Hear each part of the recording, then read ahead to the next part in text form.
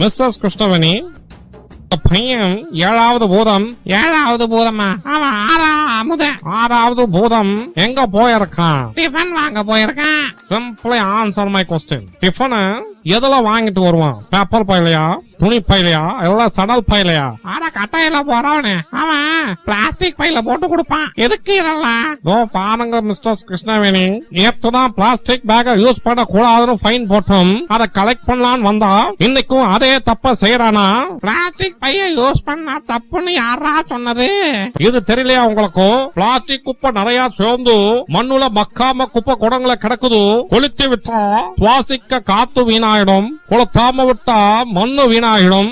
அந்த பிளாஸ்டிக்க பிரிச்சு ரீசைக்கிள் பண்ண முடியாது. அதனாலதான் அரசாங்கம் தடை செய்யப்பட்ட பிளாஸ்டிக் பொருட்களை பயன்படுத்தாதீங்கன்னு சொல்லுது. அப்படின்னா பிளாஸ்டிக் பொருளுக்கு பதிலா நாங்க எதை பயன்படுத்துறது?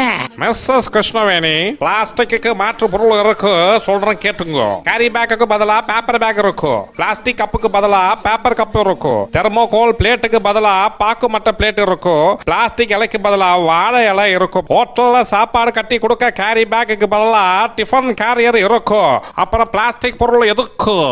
இப்ப புரியுது. இனிமே நாங்க எல்லாம் பிளாஸ்டிக் பொருளுக்கு பதிலா நீங்க சொல்ற மாற்று பொருளை யூஸ் பண்றோம். ஓகேவா?